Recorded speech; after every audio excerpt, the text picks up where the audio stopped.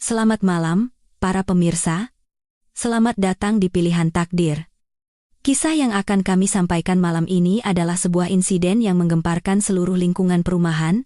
Ibu mertua saya, di usianya yang ke-50, menikah dengan seorang pria yang usianya hampir 20 tahun lebih muda. Sebagian orang berbisik bahwa cinta telah membutakannya, sementara yang lain menyindir bahwa beliau telah termakan bujuk rayu seorang berondong. Saya tidak percaya. Sampai seminggu setelah pernikahan, ibu mertua tidak keluar dari kamarnya barang selangkah pun. Lalu, pada malam ke-8, sebuah suara aneh terdengar. Saya mendobrak pintu kamarnya dan pemandangan yang tersaji di depan mata membuat saya membeku di tempat. Jika Anda penasaran dengan kebenaran di balik kisah ini, tetaplah di saluran kami. Nama saya Maya Sari, 33 tahun, dan saya bekerja sebagai akuntan di sebuah perusahaan dagang.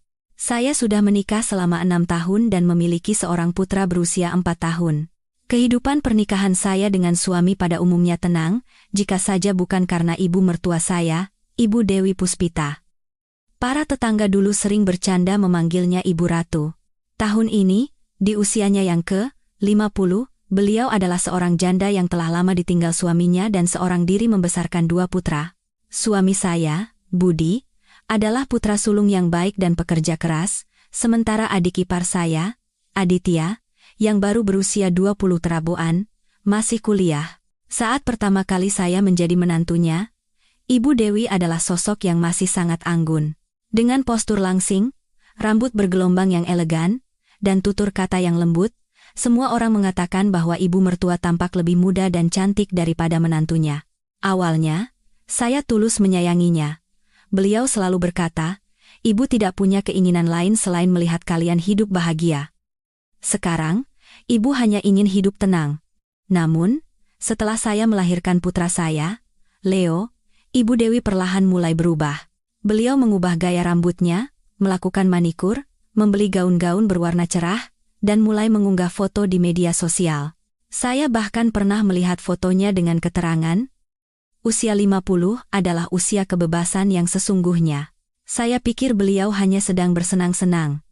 Tetapi saya tidak pernah menyangka bahwa itu adalah awal dari hari-hari penuh badai. Suatu sore, saat saya sedang bekerja di kantor, seorang tetangga menelepon. Suaranya terdengar panik.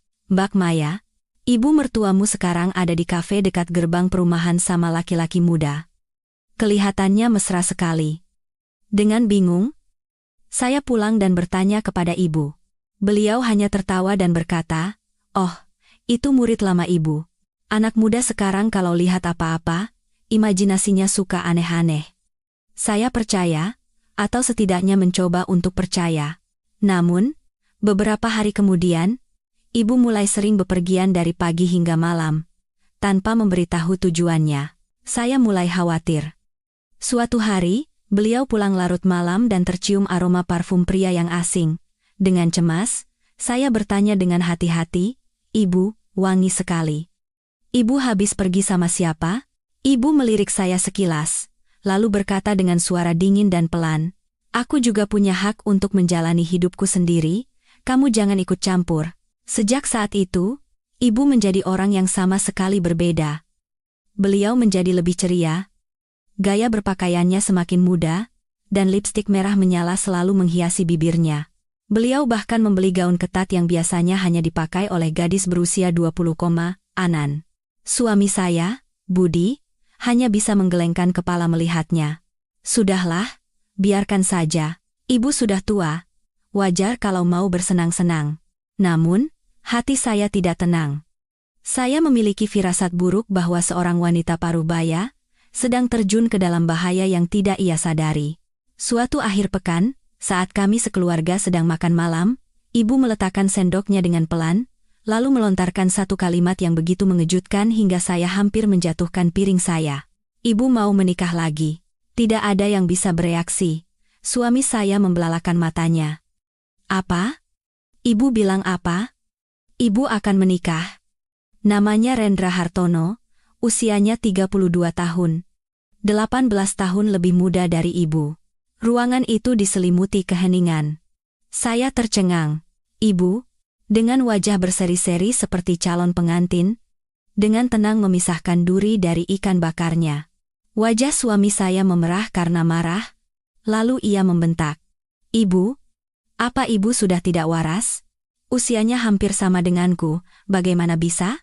Ibu membanting sendoknya dan menatap tajam. "Apa maksudmu tidak waras? Ibu ini juga manusia. Ibu punya hak untuk dicintai, seumur hidup, ibu berkorban untuk suami dan anak-anak. Sekarang, ibu hanya ingin bahagia sekali saja, kalian tidak punya hak untuk melarang." Suara ibu begitu tegas, dan jantung saya mulai berdebar kencang. Siapa sebenarnya pria itu, dan mengapa ia mau menikahi seorang wanita yang pantas menjadi ibunya? 3 hari kemudian, ibu membawa pria bernama Rendra itu ke rumah. Dia tinggi, berkulit putih, dan tutur katanya sopan. Sepintas, dia tampak tampan. Namun, tatapan matanya dingin dan terkesan licik. Saat saya menuangkan air minum, dia melirik saya sekilas lalu tersenyum penuh arti. Senyuman yang membuat orang merasa tidak nyaman. Ibu tampak begitu bahagia, layaknya pengantin baru. Beliau memamerkannya ke seluruh lingkungan, memesan gedung pernikahan yang mewah, gaun rendah putih, dan mawar merah untuk memenuhi rumah. Para tetangga bergunjing. Ada yang memuji, ada yang mencela. Namun, ibu sama sekali tidak peduli. Di hari pernikahan, ibu berkata kepada saya, "Maya, sekarang ibu akan tinggal bersama suami ibu. Rumah ini untuk kalian, jaga Leo baik-baik ya." Saya memaksakan senyum. "Iya, Bu. Jangan khawatir." Namun, kebahagiaan itu tidak berlangsung lama. Seminggu setelah pernikahan, ibu tidak keluar dari rumahnya selangkah pun. Telepon, pesan singkat, bahkan panggilan dari putranya sendiri tidak diangkat, walaupun sedang bulan madu. Bukankah aneh jika pengantin baru di usia 50 tahun mengasingkan diri seperti itu? Malam itu, suami saya sedang dalam perjalanan dinas, dan saya sedang menjaga putra saya. Hujan mulai turun deras. Saat itulah, tetangga sebelah menelepon lagi. Suaranya kembali bergetar. "Mbak Maya, sepertinya ada sesuatu yang terjadi di rumah ibu mertuamu. Sudah seminggu tidak ada yang keluar, tapi setiap malam terdengar suara pertengkaran dan barang pecah. Saya khawatir sekali. Saya tidak tahan lagi.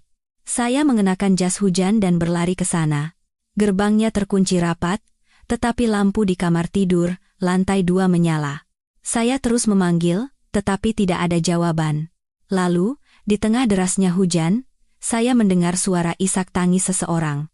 Tangisan tertahan, seolah lehernya sedang dicekik hingga tidak bisa bersuara. Bulu kuduk saya merinding, dengan tangan gemetar. Saya menekan bel, tetapi tetap hening. Angin dingin menusuk punggung saya. Saya tahu ini tindakan nekat, tetapi saya memutuskan untuk memanjat pagar. Pintu belakang ternyata tidak terkunci. Begitu masuk, cahaya remang-remang menerangi lorong yang kosong. Udara di dalam terasa pekat dengan campuran bau obat, parfum, dan bau anyir darah. Atau mungkin itu hanya imajinasi saya? Saya memanggil dengan suara bergetar, "Ibu, apa ibu di dalam?" Tidak ada jawaban. Saya melangkah dengan berat, selangkah demi selangkah, seolah berjalan di atas tali yang tak terlihat. Ketika sampai di depan kamar ibu, saya mendengar dengan jelas suara seseorang berbisik di dalam, suara pria yang mendesak. Lalu hening. Saya mendorong pintu itu. Cahaya tumpah keluar, dan kamar itu berantakan seperti kapal pecah. Selimut terlempar sembarangan, meja rias acak-acakan, dan di atas tempat tidur, saya membeku di tempat. Saya berdiri terpaku di ambang pintu. Kamar itu terang benderang, dipenuhi udara menyesakan yang merupakan campuran antara kekacauan dan parfum. Di atas tempat tidur, ibu mertua, Ibu Dewi Puspita, terbaring meringkuk. Wajahnya pucat pasi, bibirnya membiru. Dan suami mudanya, Rendra, sedang sibuk mengemasi tas di atas meja. Tangannya gemetar hebat. Saya terperanjat dan berteriak, "Ibu, kenapa ibu seperti ini?" Rendra berbalik dengan cepat. Wajahnya pucat seperti mayat. "Oh, Mbak Maya, ibu pingsan karena tekanan darah rendah. Saya sedang merawatnya." Namun, saat itu juga, mata saya menangkap bekas lebam kebiruan yang membentang dari leher hingga tulang selangka ibu. Hawa dingin merayap di tulang punggung saya. Dia segera menutupi bekas itu dengan selimut, tergagap. Tadi, terbentur ujung tempat tidur. Saya mendekat dan memegang tangan ibu, dingin seperti es, dan seluruh tubuhnya bergetar halus. Saya berkata dengan cepat, kita harus segera membawanya ke rumah sakit. Rendra mengangkat tangannya, menghalangi saya. Tidak apa-apa. Saya sudah panggil dokter, kok. Tadi saya sudah telepon. Mbak Maya. Sebaiknya pulang saja. Nada bicaranya membuat saya merinding. Dia sama sekali tidak terlihat khawatir, seolah hanya ingin saya segera pergi dari sana. Saat saya mengeluarkan ponsel untuk menelepon suami, dia berlari dan merebutnya dari tangan saya. Suaranya menjadi rendah dan mengancam.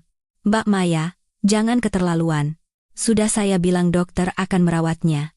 Jangan ikut campur urusan rumah tangga orang. Mendengar kata rumah tangga, jantung saya seakan berhenti berdetak. Ibu Dewi Puspita adalah ibu mertua saya, orang yang mengajari saya sopan santun dan pentingnya tahu diri.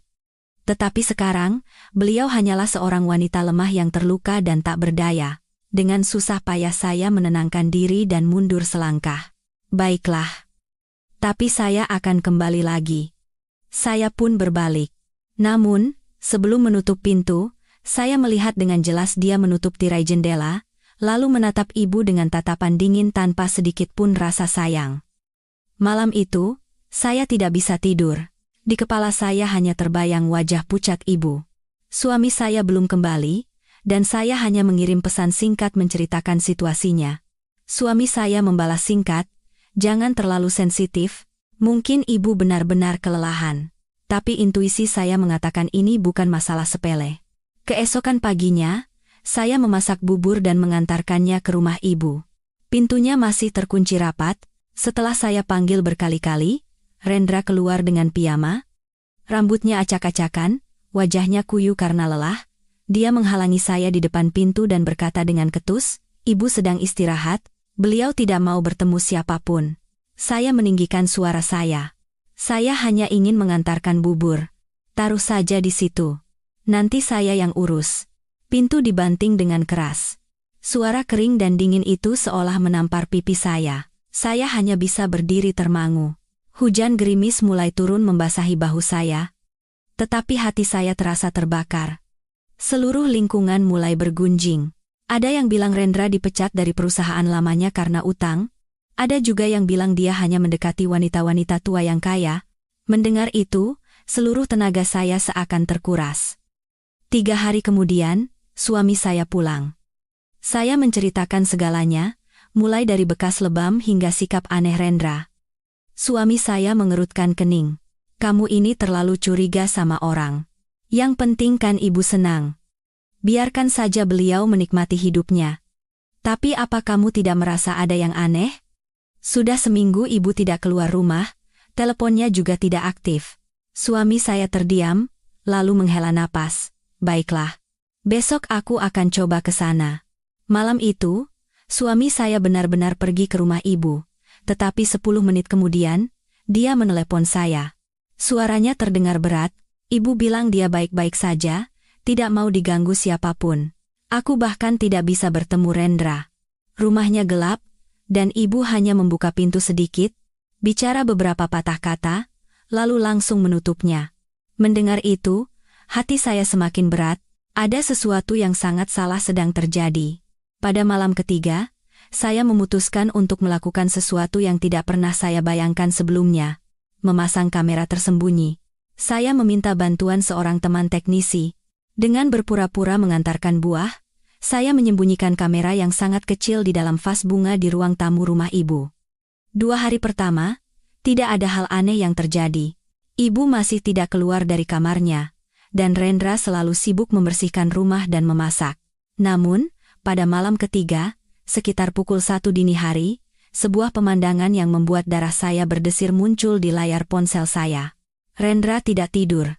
Dia sedang menggeledah laci-laci lemari ibu. Amplop berisi uang, sertifikat rumah, sertifikat tanah, satu persatu dia keluarkan dan masukkan ke dalam sebuah tas hitam.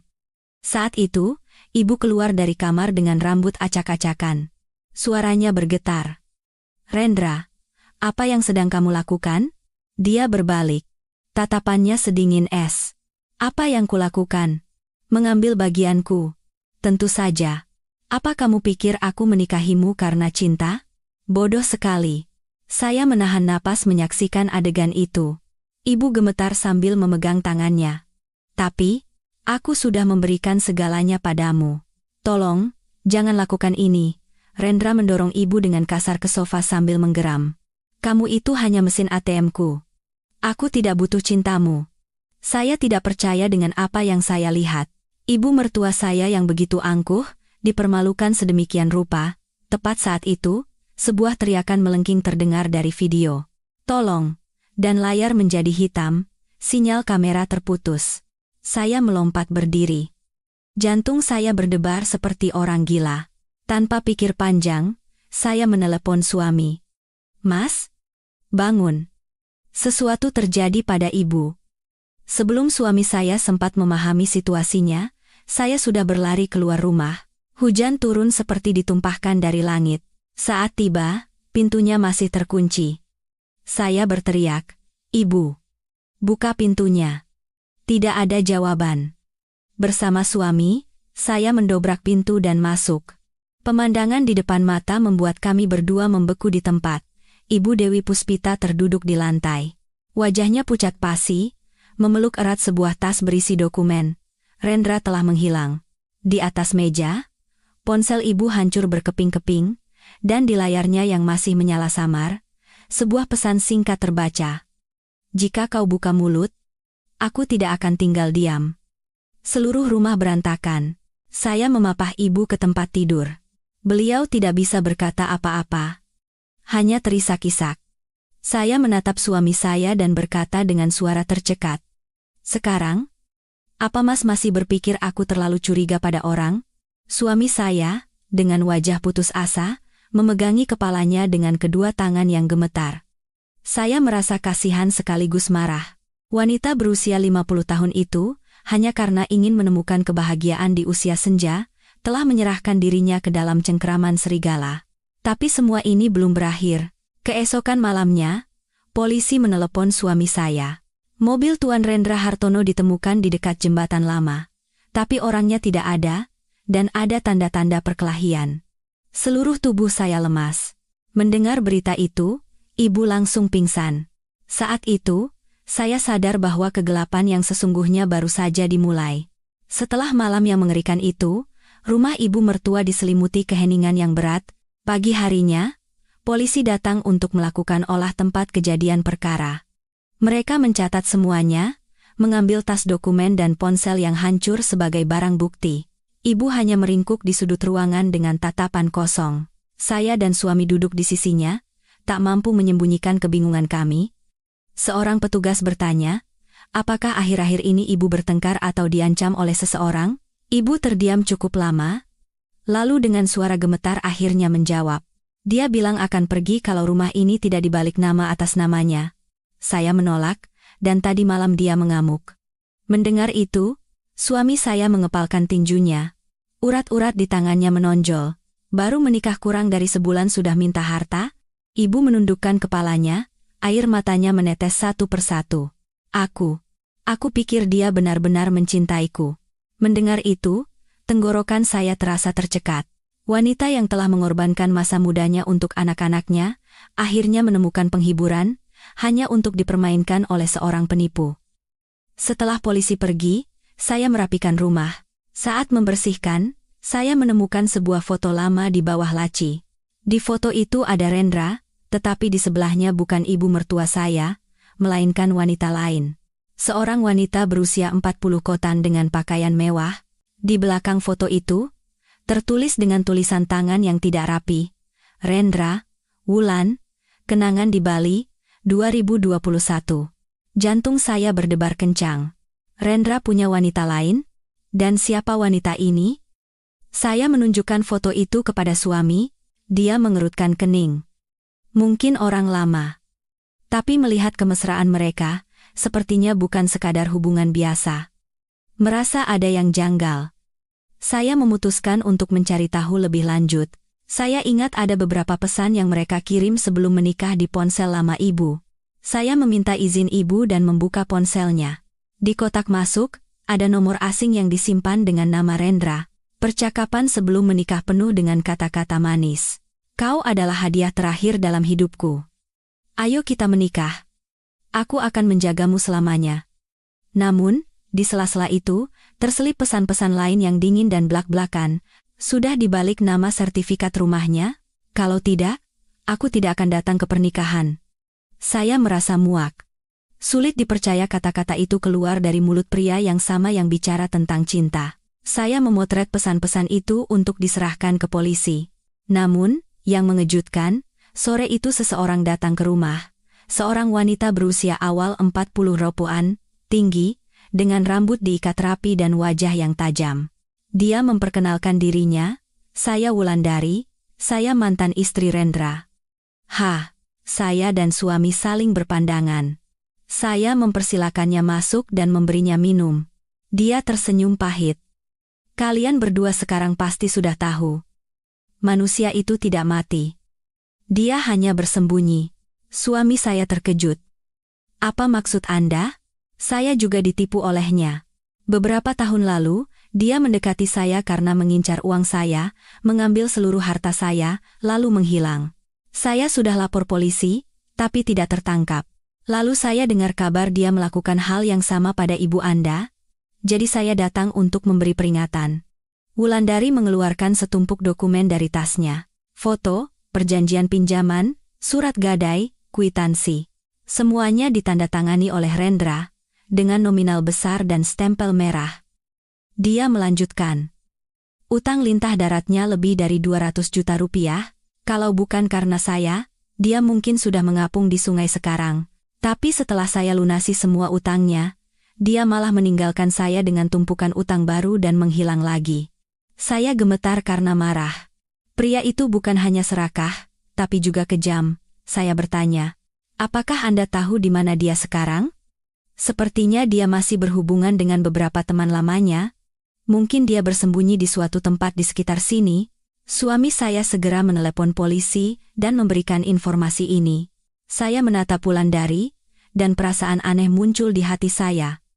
Campuran antara iba dan marah. Dia adalah korban, tetapi pada saat yang sama, dia adalah cerminan masa depan yang akan dihadapi ibu mertua saya jika beliau tidak segera sadar. Malam itu, saya duduk bersama ibu dan dengan hati-hati menceritakan semua faktanya. Mendengar cerita saya, mata ibu membelalak dan tangannya gemetar. Jadi, dia sudah menikah? Iya, dan mantan istrinya kehilangan segalanya. Bu, jangan terlalu menyalahkan diri sendiri. Ini bukan salah ibu. Ibu menangis terseduh-seduh seperti anak kecil. Aku hanya ingin sedikit dicintai. Orang lain boleh menertawakanku karena tua-tua keladi, aku tidak peduli, tapi aku tidak tahu hati manusia bisa sejahat ini. Mata saya memanas, saya menggenggam tangan ibu. Ibu, ada kami di sini, kami tidak akan membiarkan orang itu lolos begitu saja. 2 hari kemudian, telepon datang dari kantor polisi. Mereka menemukan jejak Rendra di sebuah losmen dekat terminal bus. Dia sedang mencoba melarikan diri ke Malaysia menggunakan KTP palsu. Keluarga kami segera pergi ke kantor polisi dan menyerahkan semua bukti. Wulandari juga ikut bekerja sama. Namun, saat polisi menggerebek, Rendra sudah menghilang. Hanya sebuah ponsel yang dibuang di tempat sampah yang tersisa. Di dalamnya, ada satu file rekaman suara yang belum terkirim. Saya mendengarkannya. Suara dingin Rendra terdengar. Kalau aku tertangkap, jangan pikir kalian akan selamat. Salah satu dari kalian pasti akan membayarnya. Bulu kuduk saya merinding. Kepada siapa dia bicara? Atau ini hanya gertakan? Polisi menduga dia memiliki kaki tangan, dan sejak awal mungkin sudah merencanakan untuk mendekati ibu mertua bersama seseorang. Mendengar itu, ibu kembali pingsan. Sejak hari itu, ibu tidak berani keluar rumah. Setiap malam, beliau ketakutan, merasa ada seseorang di luar pintu. Karena kasihan, saya pindah ke rumah ibu untuk merawatnya. Suami saya awalnya menentang, tetapi melihat kondisi ibu yang begitu lemah, dia akhirnya diam. Suatu hari, saat saya sedang membersihkan kamar, bel pintu berbunyi. Saat saya keluar, tidak ada siapa-siapa. Hanya ada sebuah amplop hitam di bawah pintu. Di atasnya, tertulis dengan tulisan tangan yang berantakan, "Terima kasih sudah ikut campur urusan orang." Dengan tangan gemetar, saya membuka amplop itu. Di dalamnya ada foto saya dan putra saya yang diambil di taman minggu lalu. Saya membeku di tempat. Bajingan itu telah mengawasi kami. Malam itu, saya tidak bisa memberitahu ibu karena takut beliau syok. Saya hanya meminta suami untuk mengunci semua pintu rapat-rapat, dan saya tidak bisa tidur semalaman. Hanya satu kalimat yang terus terngiang di kepala saya, "Rendra belum pergi. Dia masih ada di sekitar sini." Dan firasat saya tidak salah. Menjelang tengah malam, saya mendengar suara pintu gerbang dibuka pelan. Sebuah bayangan menyelinap masuk dan melangkah tanpa suara. Saya mengintip dari celah tirai, menahan napas. Di bawah cahaya bulan yang remang-remang, terlihat wajah Rendra yang kurus, beringas, dan gila. Dia berbisik, "Aku datang untuk mengambil kembali apa yang menjadi milikku." Sebelum saya sempat bereaksi, dia berlari ke kamar ibu. Saya berteriak, "Ibu, lari." Suara barang-barang pecah terdengar gaduh. Teriakan melengking ibu menyusul. Saya meraih sebuah tongkat kayu yang ada di dekat saya, mendobrak pintu, dan berlari masuk. Yang saya lihat hanyalah sebilah pisau berkilauan di dalam kegelapan. Teriakan melengking ibu mertua saya memecah keheningan malam. Jantung saya berdebar kencang saat saya berlari ke kamarnya, menggenggam erat sebuah tongkat kayu. Di bawah cahaya lampu meja yang remang-remang, wajah Rendra yang kurus dan pucat terlihat. Kedua matanya memerah seperti binatang buas yang terpojok. Ibu terduduk di lantai, memeluk dadanya dengan lengan yang berdarah, tubuhnya gemetar hebat. Saya berteriak, "Lepaskan ibuku, dasar kau bajingan." Rendra berbalik, tatapannya berkilat karena kegilaan. "Kau juga komplotan wanita itu, kan? Kalian semua bersekongkol untuk membunuhku." Tanpa banyak bicara, saya berlari dan mengayunkan tongkat itu dengan keras. Dia menghindar dengan cepat dan menepis lengan saya, membuat saya terhuyung dan jatuh ke lantai. Kilatan pisau di tangannya mendekat, hanya beberapa sentimeter dari wajah saya. "Jangan mendekat," geramnya dengan napas terengah-engah. "Aku hanya butuh uang. Aku tidak mau membunuh siapapun." Ibu berkata dengan suara bergetar. "Rendra, sadarlah. Uang. Berapa banyak uang yang kau butuhkan? Akan kuberikan. Tolong jangan sakiti siapapun." Dia tertawa kering. Suara tawanya seperti gesekan besi pada batu. "Berapa banyak?" "Semuanya. Termasuk nyawamu. Kau pikir cinta bisa dibeli dengan uang? Bodoh sekali." Saat dia meluapkan amarahnya, saya merangkak ke sudut tempat tidur dan mengambil sebuah vas keramik yang jatuh di lantai. Saat dia menoleh, saya melemparkannya sekuat tenaga. Praang. Vas itu pecah berkeping-keping, serpihannya berhamburan ke segala arah. Rendra terhuyung, dan pisaunya jatuh ke lantai. Saya memanfaatkan kesempatan itu untuk berlari dan menangkapnya. Dia meronta dan mendorong saya ke dinding. Rasa sakit yang menusuk membuat pandangan saya kabur. Ibu menjerit, "Maya, awas." Ibu mencoba merangkak untuk mengambil pisau itu, tetapi Rendra lebih cepat. Dia merebut kembali pisaunya dan menggeram seperti binatang yang terpojok. Tepat saat itu, suara sirene polisi meraung di luar. Sepertinya salah satu tetangga yang mendengar teriakan telah melapor. Rendra terkejut sesaat, matanya goyah. "Tidak. Tidak ada yang bisa menangkapku," teriaknya sambil berlari ke jendela, mencoba melompat keluar. Saya susah payah bangkit dan menarik ujung bajunya. "Berhenti, kau tidak bisa lari." Dia berbalik. Matanya penuh kebencian. "Diam kau. Wanita tidak berguna. Hidupku hancur karena kalian." Sebelum dia selesai bicara, terdengar suara letusan. "Dor." Itu adalah tembakan peringatan dari polisi. Dia berhenti, lalu tiba-tiba membenturkan kepalanya dengan keras ke kaca jendela. Darah merah muncrat. Dia pingsan dan jatuh, separuh tubuhnya tergantung di bingkai jendela. Saya dan ibu terduduk lemas di lantai. Pintu terbuka dan polisi menyerbu masuk, seluruh rumah berantakan. Seorang petugas mendekat dan memapah ibu. Anda tidak apa-apa, Bu? Ibu hanya menggelengkan kepala, air matanya mengalir tanpa henti, bibirnya bergetar. Tolong jangan biarkan dia mati. Sekitar 1 jam kemudian, ambulans membawa Rendra pergi. Lukanya dalam, tetapi nyawanya selamat. Rumah hancur berantakan, tetapi setidaknya kami semua selamat. Saya mendudukkan ibu di sofa dan mengobati lukanya. Suami saya, yang baru saja tiba, pucat pasi mendengar ceritanya dan tidak bisa berkata apa-apa karena syok. Benar, Mas. Bajingan itu menyelinap masuk tengah malam. Aku melihatnya dengan mata kepalaku sendiri. Kalau kita terlambat beberapa menit saja, kita bisa kehilangan ibu. Suami saya terduduk, menggenggam tangan saya erat, lalu menatap ibu. Matanya memerah. Ibu? Kenapa ibu harus menderita seperti ini? Ibu tidak menjawab, hanya menatap kosong ke halaman yang basah oleh hujan. Di matanya, ada kepedihan, penyesalan, dan rasa malu yang tak terkatakan. 3 hari kemudian, polisi memanggil seluruh keluarga untuk dimintai keterangan. Mereka memberitahu bahwa Rendra telah mengakui semua kejahatannya. Mengaku telah mendekati wanita-wanita parubaya dengan berpura-pura sebagai pengusaha untuk menipu uang mereka. Dia mengakui telah sengaja menikahi ibu mertua saya setelah mengetahui beliau memiliki tabungan dan rumah yang mahal.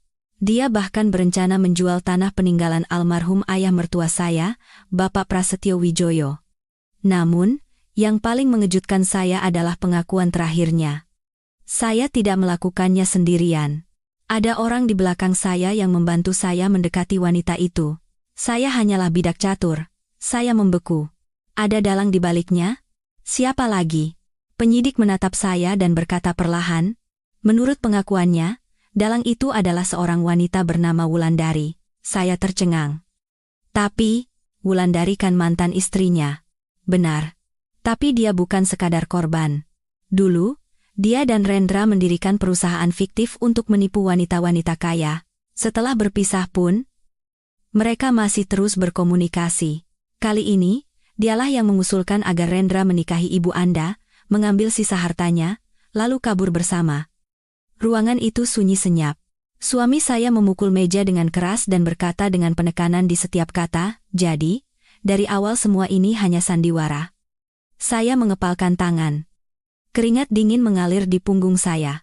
Selama ini, kami telah dipermainkan seperti boneka. Sore itu, saya dan suami pulang. Ibu duduk diam di depan meja abu almarhum suaminya. Nyala lilin menari-nari di wajahnya yang tirus. Saya mendekat dan meletakkan tangan di bahunya. Ibu, semua sudah berakhir. Jangan terlalu menyalahkan diri sendiri. Ibu mengangguk pelan. Matanya berkaca-kaca. Aku tidak menyalahkan siapapun. Aku hanya menyalahkan diriku sendiri. Kupikir aku sudah cukup tua untuk mengerti hati manusia. Ternyata aku sebodoh gadis remaja. Saya memeluk ibu, suara saya tercekat. Ibu, ada kami di sini, kesalahan apapun bisa diperbaiki. Asal ibu tidak menyerah. Ibu menatap saya, tersenyum lemah, lalu berbisik, terima kasih, Maya. Kalau bukan karenamu, mungkin aku tidak akan hidup sampai hari ini. Saya pikir semuanya sudah berakhir, tetapi takdir belum melepaskan kami. Keesokan malamnya, saat kami baru selesai makan malam, seseorang mengetuk pintu. Ternyata Wulandari yang berdiri di sana. Wajahnya pucat, matanya penuh kebencian. Ada perlu apa Anda kemari? Tanya saya dingin. Dia menyeringai. Hanya datang untuk mengucapkan selamat tinggal. Kalian pikir kalian sudah menang? Rendra mungkin masuk penjara. Tapi aku tidak akan membiarkan perbuatan ibu mertuamu begitu saja. Karena suamimulah yang dulu membuat keluarga kami bangkrut. Saya membeku. Suami saya maju. Apa maksud omong kosongmu? Dia berteriak histeris. Dulu, Bapak Prasetyo Wijaya meminjam uang ayahku, lalu kabur tanpa membayar. Keluarga kami hancur, dan ibuku meninggal karena sakit hati. Aku tumbuh dengan dendam itu, dan aku membuat anakku menagih utang itu. Saya tercengang. Anak Anda? Dia meneteskan air mata sambil menggeram. Iya. Rendra adalah anakku. Aku hanya menyuruh anakku mendekati ibumu untuk mengambil kembali apa yang seharusnya menjadi milik keluarga kami. Ruangan itu diselimuti keheningan yang mengerikan. Ibu mertua saya memegangi dadanya, terengah-engah, lalu pingsan. Saya menjerit meminta tolong, sementara Wulandari masih berdiri di sana, berkata dengan suara serak. Sekarang kau tahu kan? Bagaimana rasanya kehilangan segalanya? Polisi segera datang. Wulandari ditangkap atas tuduhan menjadi kaki tangan dan masuk tanpa izin. Tetapi sebelum dibawa pergi, dari matanya, saya tidak melihat penyesalan, melainkan dendam yang membara. Malam itu, saya menjaga ibu mertua di rumah sakit. Ibu berbisik dengan susah payah, "Maya, kau lihat kan, manusia hidup dengan balas dendam dan kebencian, tapi pada akhirnya hanya membuat hidup mereka sendiri lebih menderita." Saya menyeka air mata dan menggenggam tangan ibu. "Jangan berpikir seperti itu, Bu. Yang penting ibu selamat dan kita bersama." Di luar, hujan dingin kembali turun rintik-rintik. Tetapi kali ini, di tengah badai itu, saya tahu dengan pasti bahwa keluarga kami telah melewati terowongan tergelap dalam hidup. Dan mulai sekarang, semua rahasia akan terungkap satu persatu. Setelah kejadian itu, ibu mertua dirawat di rumah sakit selama hampir 2 minggu. Luka fisiknya sembuh, tetapi luka hatinya tidak mudah pulih.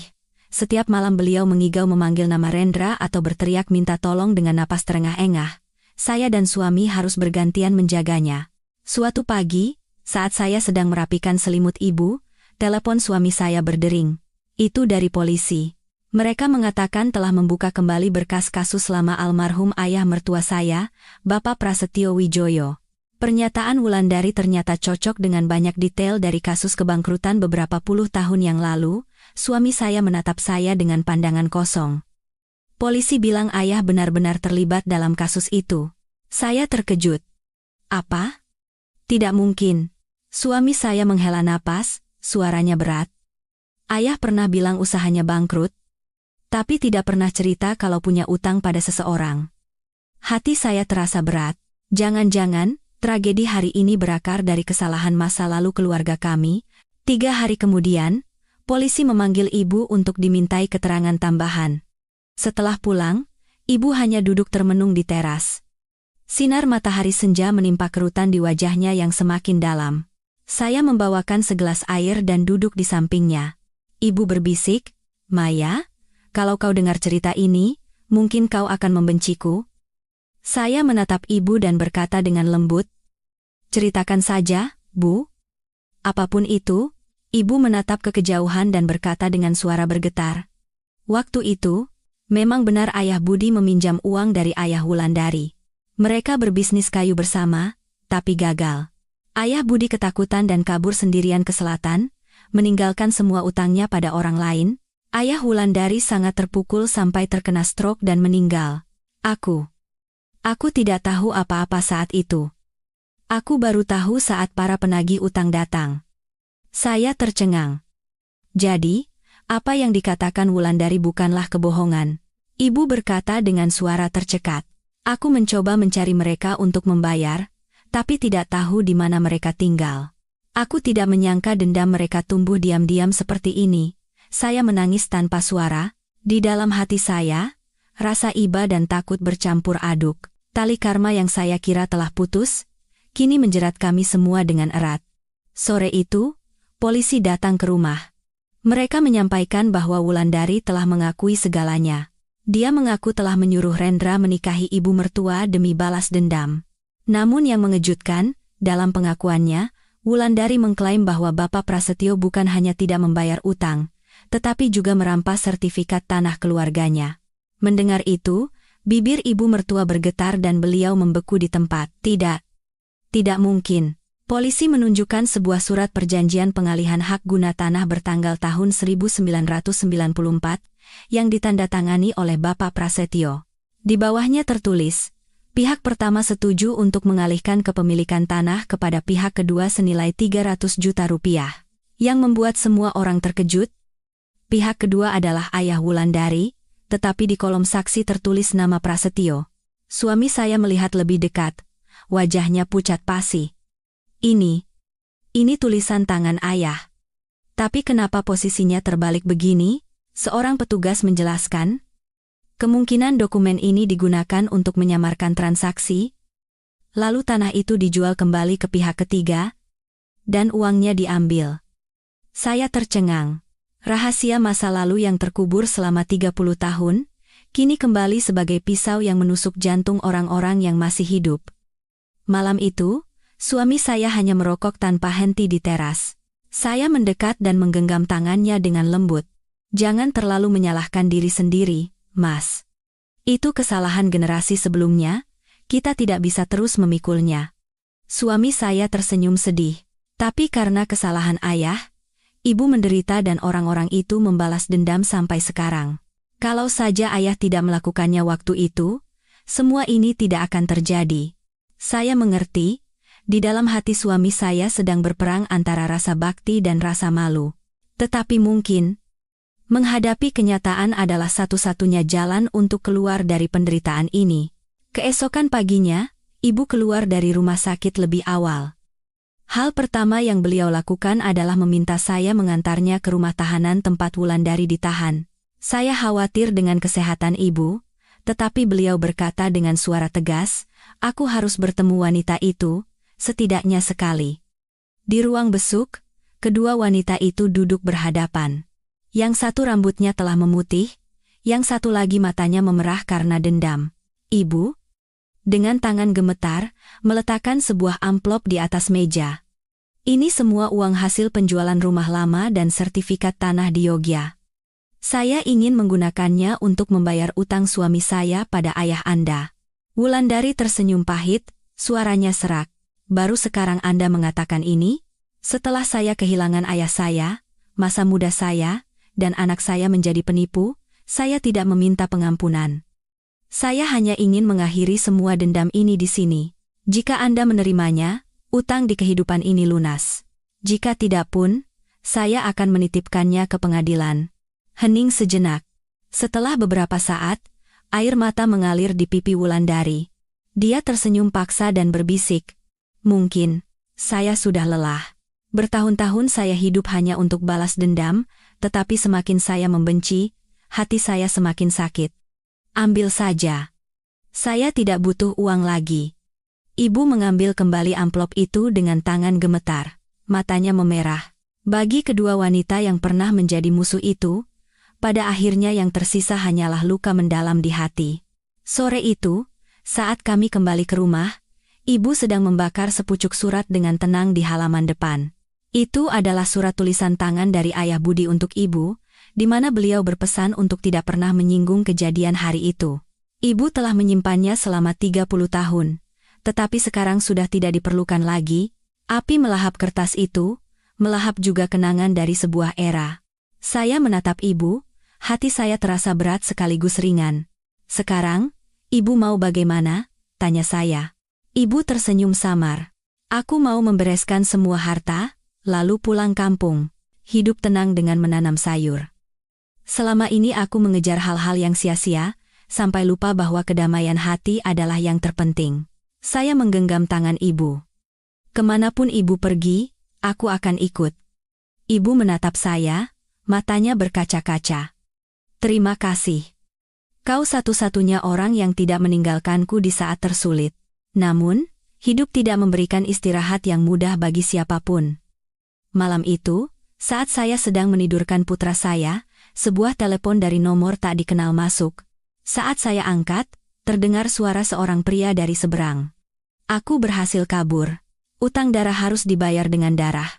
Bulu kuduk saya merinding, saya menjatuhkan ponsel. Wajah saya pucat pasi. Suami saya berlari mendengar suara itu. "Telepon dari siapa?" saya berkata dengan suara bergetar. Suaranya mirip sekali dengan Rendra. Suami saya membelalakan matanya. "Tapi dia kan ada di tahanan?" Saya menelan ludah. Angin berdesir melalui celah pintu rumah kecil kami. Lampu berkedip-kedip. Hawa dingin merayap di tulang punggung saya. Jika Rendra benar-benar bebas, mimpi buruk ini belum berakhir. Ibu mendengar cerita kami, wajahnya memutih. "Tidak mungkin. Dia bilang akan memaafkan." Saya menatap ke halaman yang gelap gulita. Telapak tangan saya basah oleh keringat. Di suatu tempat dalam kegelapan, mungkin dia masih mengawasi rumah ini, menunggu kesempatan untuk kembali. Sejak malam itu, keluarga kami hidup dalam kecemasan. Suami saya langsung melapor ke polisi keesokan paginya, tetapi polisi memastikan bahwa Rendra sedang dalam proses pemindahan ke penjara pusat. Mendengar itu, kami semua mencoba menenangkan diri, berpikir itu hanyalah telepon iseng. Namun, intuisi ibu mertua saya, yang telah melalui banyak hal, tidak salah.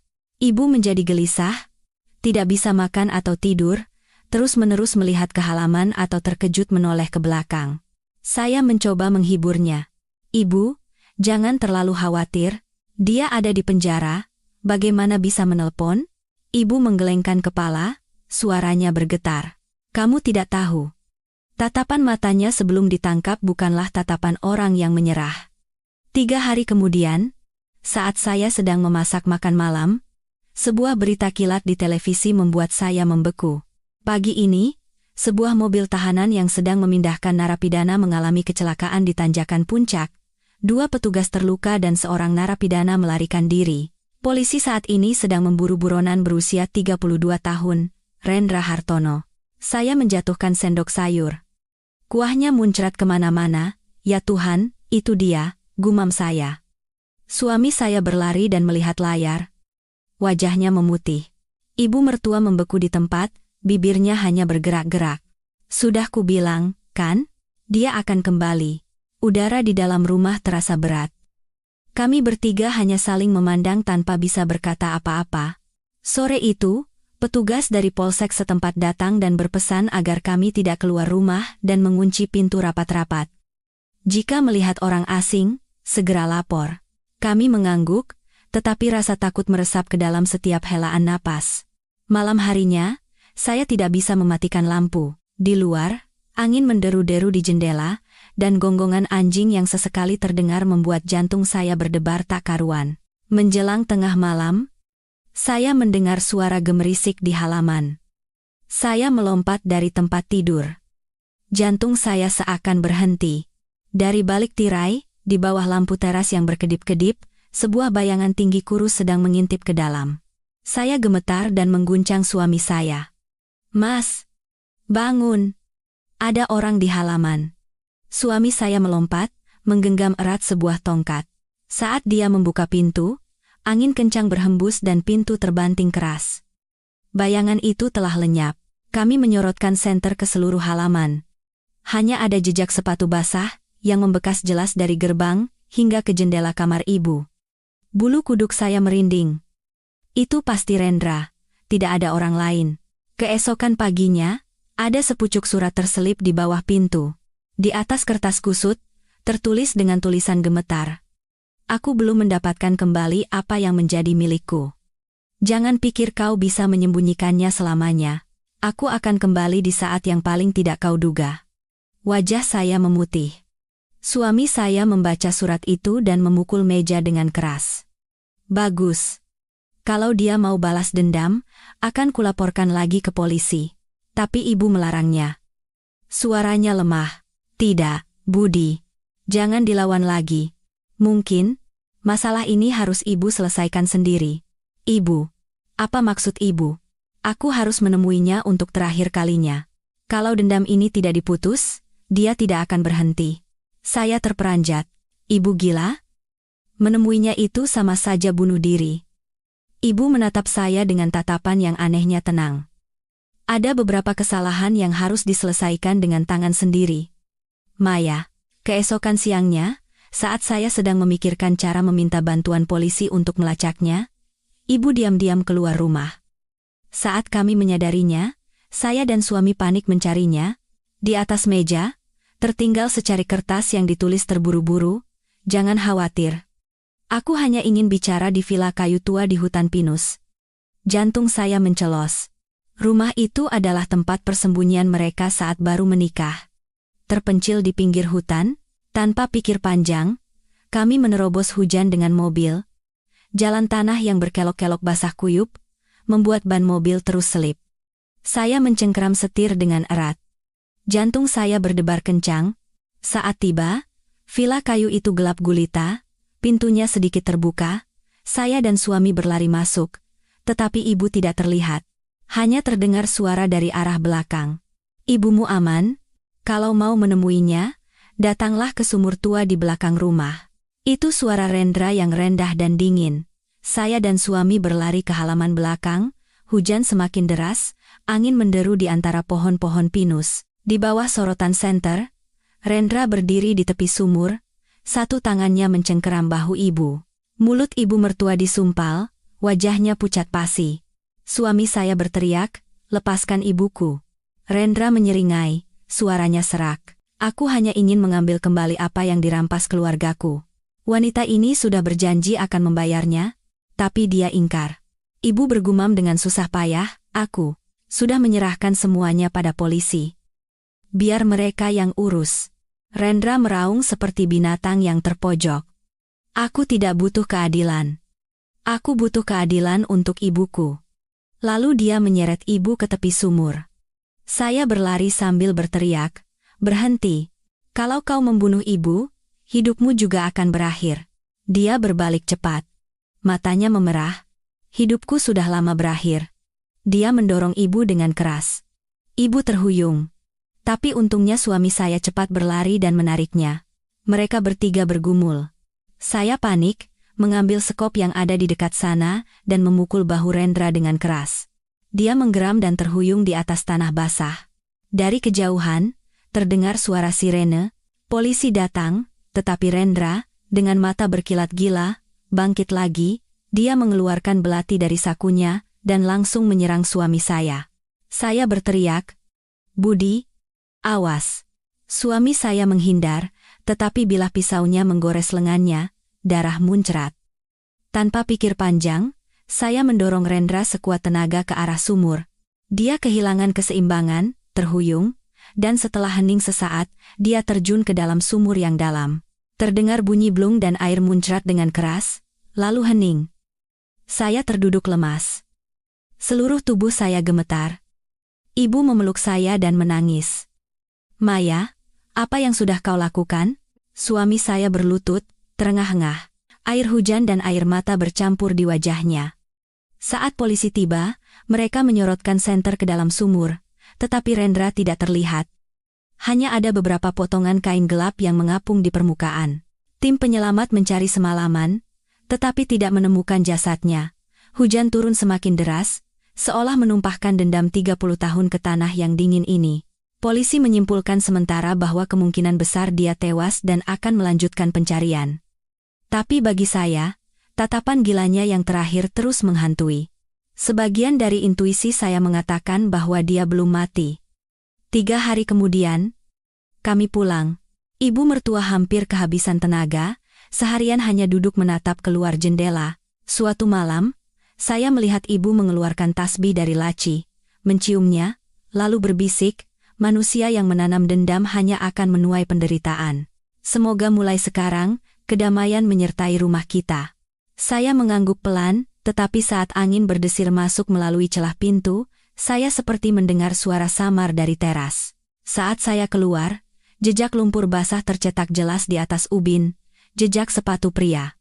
Bulu kuduk saya merinding. Rasanya seperti ada seseorang yang masih mengawasi kami dari dalam kegelapan. Sejak menemukan jejak sepatu di depan pintu, keluarga kami melewati hari-hari dalam kecemasan. Suami saya memasang 2 gembok tambahan, dan bahkan memasang CCTV di sekitar rumah. Namun, setiap malam, suara angin yang menyapu jendela masih membuat punggung kami merinding. Rasanya seolah-olah ada seseorang di luar sana yang mengawasi, menunggu kami lengah. Suatu pagi, seorang petugas dari polsek setempat datang. Mereka mengatakan telah menyisir sumur dan sungai di bawahnya, tetapi masih belum menemukan jasad Rendra. Namun, mereka menemukan sebuah gelang perak miliknya yang hanyut sekitar 2 kilometer dari sana. Mendengar itu, bulu kuduk saya berdiri. Seorang polisi muda berbisik, "Mungkin saja dia masih hidup." Hutan di seberang sumur itu sangat lebat dan banyak gua. Orang yang tahu medannya bisa bersembunyi di sana. Wajah ibu memutih, beliau menggenggam tangan saya erat. "Aku sudah menduganya, dia tidak mati." Sejak hari itu, ibu menjadi seperti orang linglung. Setiap hari beliau membakar dupa, berdoa, lalu duduk di dekat jendela memandang keluar, seperti seseorang yang sedang menunggu kepulangan.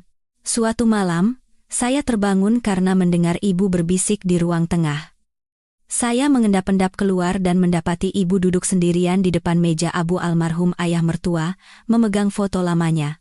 "Ibu masih belum tenang?" tanya saya. Ibu terkejut dan menoleh. Matanya penuh kesedihan. "Maya, apa kau pernah berpikir kalau Rendra mungkin bukan anak Wulandari?" Saya terdiam. "Apa maksud ibu?"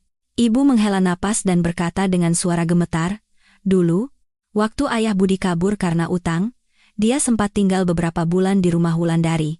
Waktu itu, wanita itu tidak punya suami, orang-orang bilang mereka berdua dekat. Kalau itu benar, Rendra bisa jadi anak ayah Budi." Saya tercengang. Seluruh darah di tubuh saya seakan berhenti mengalir. "Apa ibu yakin?" Aku tidak bisa memastikan, tapi setiap kali melihat Rendra, ada perasaan yang familiar, tatapan matanya, cara bicaranya, sangat mirip dengan ayah Budi. Saya kehilangan kata-kata. Jika apa yang dikatakan ibu benar, maka Rendra bukan hanya musuh, tetapi juga darah daging keluarga kami. Keesokan paginya, saya menceritakan hal ini kepada suami. Suami saya membelalakan matanya, "Jangan mengada-ada. Tidak mungkin, tapi ada benarnya apa yang ibu katakan. Ingat tidak? Waktu Rendra terluka, darahnya menempel di sapu tangan ibu. Ibu masih menyimpan sapu tangan itu? Kalau kita lakukan tes DNA?" Suami saya terdiam. Wajahnya mengeras, lalu dia menghela napas. "Kalau itu benar, berarti Tuhan sedang menghukum kita." Saya menggenggam tangan suami saya, suara saya tercekat. "Siapapun dia, kita harus menghadapinya, Mas. Hanya kebenaran yang bisa mengakhiri mimpi buruk ini." Kami diam-diam menghubungi polisi dan meminta mereka membandingkan sampel DNA dari gelang yang ditemukan di sungai dengan sampel darah suami saya. 2 minggu kemudian, hasilnya keluar dan mengejutkan semua orang. Hubungan ayah-anak, probabilitas kecocokan 90-98%. Suami saya terduduk lemas. Dan ibu langsung pingsan begitu mendengar kabar itu. Saya memeluk ibu dan menangis tanpa henti. Wanita itu sudah cukup menderita, dan sekarang satu lagi pisau tertancap di jantungnya. Sore itu, polisi datang lagi. Mereka membawa informasi baru. Seorang warga melaporkan melihat seorang pria yang mirip Rendra di pom bensin sekitar 5 km dari rumah kami. Dia mengendarai motor tua dan mengenakan jaket robek. Mendengar itu, ibu kehilangan kesadaran. "Dia masih hidup," gumam ibu. Saya berusaha tetap tenang. "Ibu, saya akan minta perlindungan sementara dari polisi. Dia tidak akan bisa bergerak sembarangan." Tapi perkiraan saya salah. Malam itu, saat saya sedang menidurkan putra saya, jendela tiba-tiba terbuka. Angin masuk bersama bau apek yang menyengat. Dari dalam kegelapan, sesosok bayangan melangkah keluar. Itu Rendra.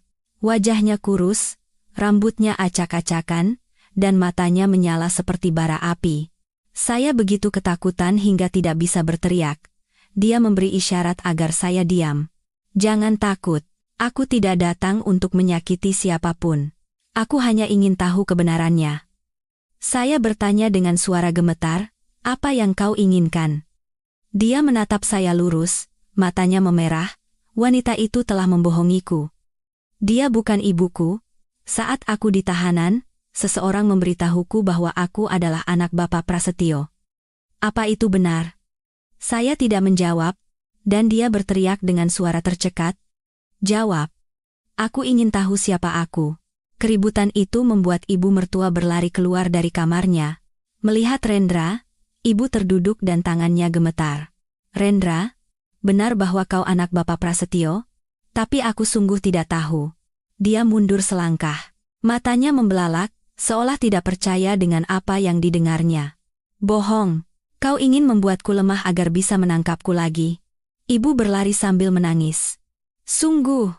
Dulu, dia pernah tinggal di rumah Wulandari dan ibunya. Setelah dia meninggal, baru aku tahu kalau wanita itu hamil.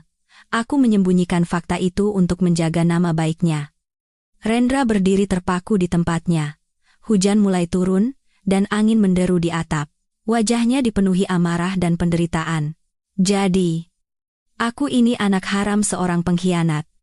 Saya mendekat dan berkata dengan suara setenang mungkin, ini bukan salahmu, Rendra, ini kesalahan generasi sebelumnya. Sudahi semua ini, agar semua orang bisa tenang. Dia menoleh ke arah saya. Matanya berkaca-kaca. Lalu, tiba-tiba dia berlutut di depan ibu. Aku membencimu, tapi aku tidak bisa membunuhmu. Sekarang, aku tidak punya siapa-siapa lagi. Ibu, dengan gemetar, meletakkan tangannya di kepala Rendra. Jika kau darah dagingnya, maka aku akan menerimamu sebagai anakku. Asalkan kau berhenti, aku akan memohon keringanan hukuman agar kau punya kesempatan untuk hidup. Rendra mengangkat kepalanya. Tatapannya goyah. Sudah terlambat, Bu. Orang sepertiku tidak punya jalan untuk kembali. Lalu, dia mengeluarkan sepucuk pistol berkarat dari sakunya. Saya berteriak, Rendra, jangan. Tapi dia hanya tersenyum. Suaranya pecah. Aku akan mengembalikan kedamaian pada semua orang. Anggap saja ini untuk membayar utang di kehidupan ini. Dor! Suara tembakan menggema. Asap mesiu mengepul, dan Rendra jatuh ke lantai ubin. Darah merah mengalir dari tubuhnya. Ibu memeluk tubuhnya yang bersimbah darah dan meraung hingga serak. Anakku, jangan tinggalkan ibu. Nak, saya memapah ibu sambil menangis. Di luar, hujan turun deras, membuat cahaya lampu teras menjadi kabur. Saat polisi tiba, Rendra sudah tidak bernyawa. Di sakunya, hanya ada secari kertas kecil, tertulis dengan tulisan tangan yang tidak rapi. Jika bisa terlahir kembali, aku ingin hidup sebagai orang biasa, tanpa dendam dan kebencian. Ibu menyimpan kertas itu selama bertahun-tahun kemudian, seolah sebagai peringatan atas harga yang harus dibayar dari kesalahan yang berlarut-larut. Sejak malam itu, rumah kecil kami kembali sunyi. Tetapi setiap kali hujan turun, saya melihat ibu diam-diam membakar dupa dan menatap ke kejauhan. Mungkin, jauh di lubuk hatinya, panggilan samar dari seorang anak yang takdir pertemukan terlalu lambat masih terus terdengar. Setelah pemakaman Rendra, suasana di rumah menjadi sunyi senyap. Ibu mertua menjadi sangat kurus, dan dalam beberapa minggu, rambutnya hampir memutih seluruhnya. Beliau tidak banyak bicara atau tertawa, hanya menatap foto Rendra. Seorang anak yang keberadaannya tidak pernah ia ketahui, yang ia kenali terlalu lambat.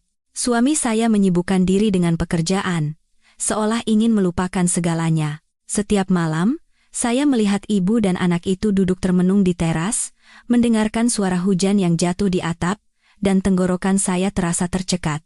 Meskipun Rendra telah melakukan banyak kejahatan, pada akhirnya ia hanyalah korban dari lingkaran dendam yang telah berlangsung selama 30 tahun.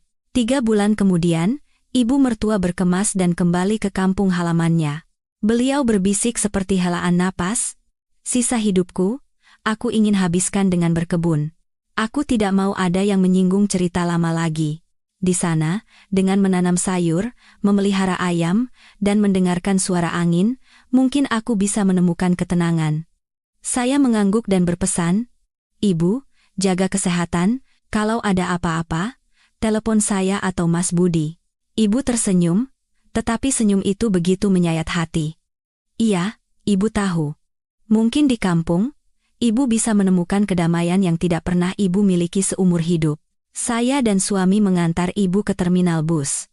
Saat bus berangkat, Ibu menempelkan wajahnya ke jendela dan melambaikan tangan. Wajahnya yang tua dan lelah perlahan menghilang di telan debu.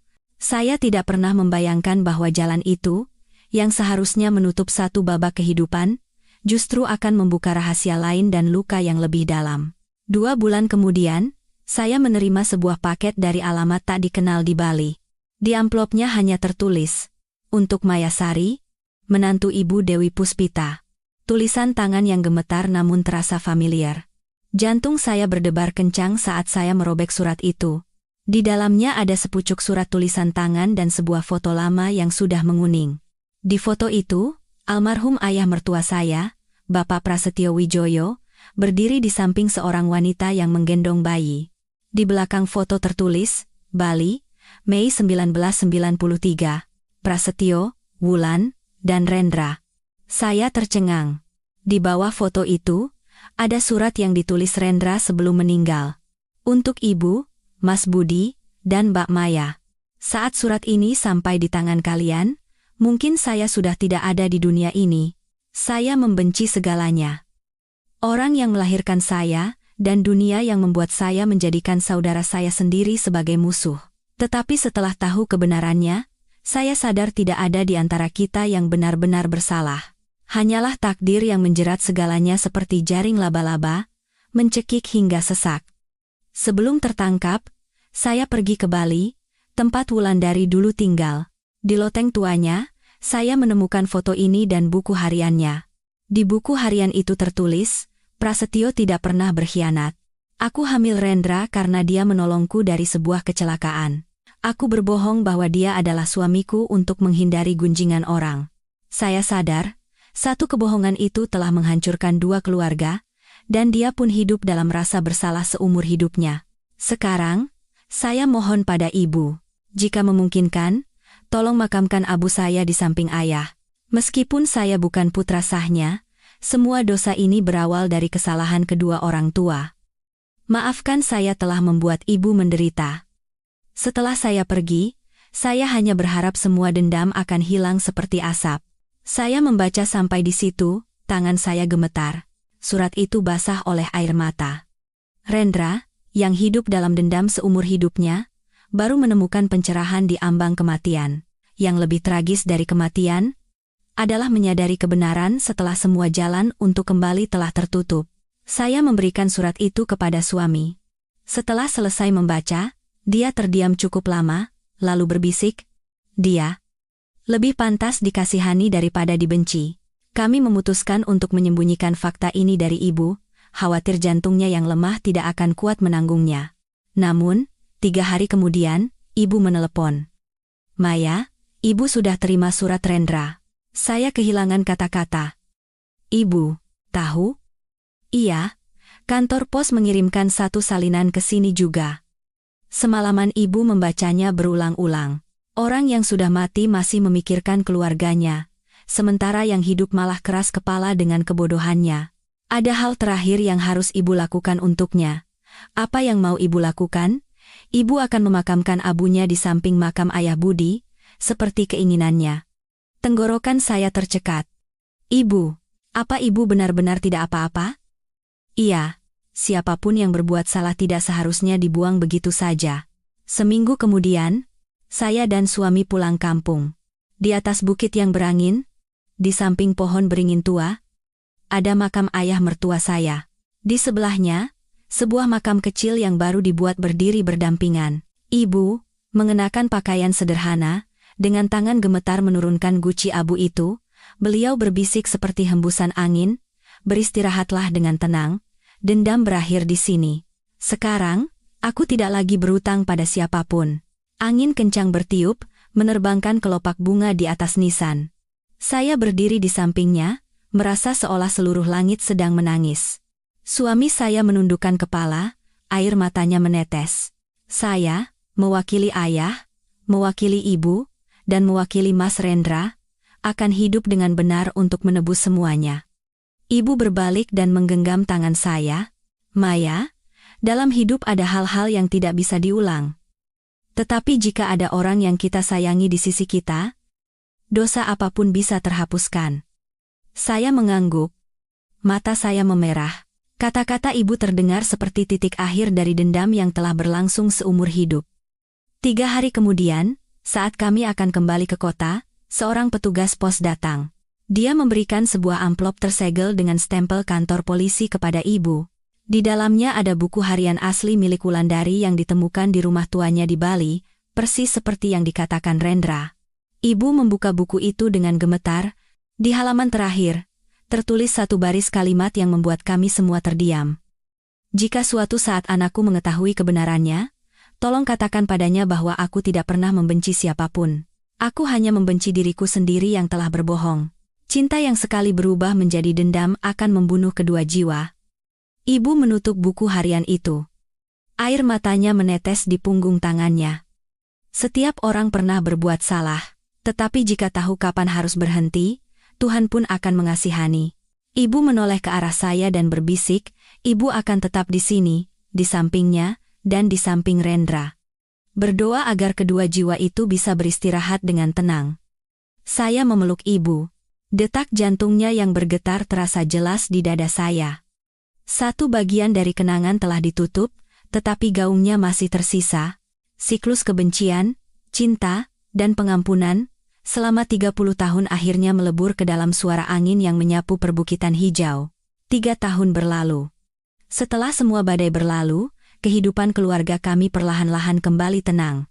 Kami membuka sebuah kafe kecil di dekat perumahan, dan ibu mertua tetap tinggal di kampung. Setiap pagi, beliau mengunjungi makam ayah mertua dan Rendra untuk membakar dupa dan mendoakan mereka, lalu merawat sayuran segar di kebunnya. Semua tampak telah berakhir. Tetapi kedamaian itu hanyalah keheningan sebelum badai terakhir. Suatu pagi di bulan Juli, ibu menelepon. Suaranya bergetar panik. "Maya, kamu harus segera ke sini. Abu Rendra hilang." Saya membeku di tempat. Apa? Apa maksud ibu? Pagi ini, seperti biasa ibu ke makam, tapi tanahnya sudah digali dan tutup gucinya terbuka. Di dalamnya hanya ada sisa sedikit abu, tidak ada apa-apa lagi. Saya menjatuhkan ponsel. Suami saya pun terdiam mendengar kabar itu.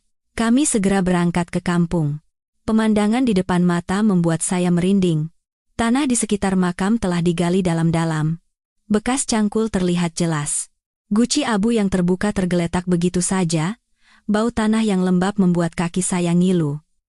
Ibu terduduk di tanah dan berkata dengan hampa, "Siapa yang melakukan ini?" Saya menggenggam tangan ibu dan mencoba menenangkannya. "Ibu, tenanglah. Mungkin pencuri mengira ada barang berharga di dalam guci." Suami saya menggeleng. "Tidak. Makam ayah utuh. Hanya makam Rendra yang digali. Pelakunya tahu persis apa yang dia lakukan. Kami melapor ke polsek, dan polisi datang. Setelah olah TKP, mereka memastikan ada jejak orang asing yang datang saat dini hari. Di rerumputan, terlihat jelas bekas ban motor yang mengarah ke jalan setapak di belakang pemakaman. Seorang polisi muda berbisik, "Ini kejahatan terencana. Entah mereka mengambil sesuatu yang dikubur bersama Abu. Atau, dia mungkin belum mati." Kata-kata itu membuat punggung saya merinding. "Apa maksudnya? Waktu pemakaman, apakah Anda melihat langsung jasadnya?" Tenggorokan saya tercekat. Saat itu, polisi hanya menyerahkan guci yang tersegel dan mengatakan telah dikremasi di rumah tahanan. Tak seorang pun dari kami yang berani membukanya. Hawa dingin merayap di tulang punggung saya. Suami saya mencengkeram bahu saya erat. Kami saling memandang, menyadari bahwa mimpi buruk ini belum berakhir. Sore itu, saya mengunjungi seorang pemuka agama di desa. Beliau yang memimpin doa untuk Rendra. Dengan bijaksana, beliau berkata perlahan, "Nuk, sepertinya ikatan antara almarhum dengan keluarga belum putus." Sejak memimpin doanya, hati saya terasa berat. Arwahnya belum bisa pergi. Saya bertanya dengan suara gemetar, "Belum bisa pergi, maksudnya bagaimana, Pak?" "Artinya, beliau mungkin belum sepenuhnya meninggalkan dunia ini, atau jasadnya belum menjadi abu. Jika guci itu benar-benar kosong, kalian harus bersiap." Saya meninggalkan tempat itu dengan pikiran kacau. Tiba-tiba hujan turun deras, dan suara tetesan air di atap seng terdengar seperti ketukan pintu dari alam lain. Malam itu, saat kami sekeluarga duduk di dapur kecil, ibu tiba-tiba berbisik, "Beberapa hari ini, ibu terus memimpikan Rendra." Dia tidak berkata apa-apa, hanya berdiri di kepala ranjang menatap ibu, tapi matanya terlihat sangat sedih. Suami saya merangkul bahu ibu. "Mungkin dia kangen ibu?" Ibu menggeleng. "Tidak. Dalam mimpi itu, bajunya basah kuyup, seperti hari saat dia jatuh ke sumur." Kata-kata itu membuat punggung saya merinding. Saya menatap keluar jendela. Di tengah kegelapan pekat, guntur bergemuruh di kejauhan. Saat itu, kilat menyambar, menampakkan sesosok orang yang berdiri di luar pagar. Saya berteriak, "Siapa di sana?" Suami saya berlari keluar, tetapi saat lampu dinyalakan, tidak ada siapa-siapa. Hanya ada satu jejak sepatu basah yang baru tercetak di lantai ubin. Ibu memegangi dadanya, gemetar hebat. "Ya Tuhan, Itu dia. Dia benar-benar kembali. Keesokan paginya, saya pergi berbelanja lebih awal. Saat pulang, saya melewati kantor pos desa dan seorang petugas memanggil saya. "Mbak Maya, ada surat, tidak ada nama pengirimnya." Saya merobek surat itu, di dalamnya hanya ada secari kertas kecil, dengan tulisan tangan yang berantakan, "Jangan cari lagi." "Aku tidak pernah pergi dari sini." Saya membeku di tempat. Itu jelas tulisan tangan Rendra. Saya menunjukkan surat itu kepada suami. Suami saya mengepalkan tinjunya. Suaranya serak. Tidak masuk akal. Dia sudah mati. Aku melihat darahnya, mendengar tembakannya, dan melihat jasadnya dibawa pergi. Ibu terduduk dan memejamkan mata. Mungkin hari itu dia tidak benar-benar mati. Mungkin orang-orang berbohong untuk menutupi sesuatu. Saya bertanya dengan suara tercekat, "Siapa yang ibu maksud?" Ibu menjawab perlahan, "Bisa saja polisi. Berpura-pura mengkremasinya agar kasus cepat selesai. Atau, seseorang telah membantunya kabur." 3 hari kemudian, telepon datang dari Polres. Mereka menemukan DNA yang cocok dengan Rendra di sekitar makamnya. Artinya, ada kemungkinan dia sendiri yang kembali ke sana dan menggali kuburannya sendiri. Saya terperanjat. Jadi, dia masih hidup dan mengambil sendiri guci abunya? Betul. Dan kemungkinan besar dia masih ada di sekitar sini. Saya menoleh ke ibu mertua, wajahnya pucat pasi. Sudah kuduga, dia tidak bisa pergi.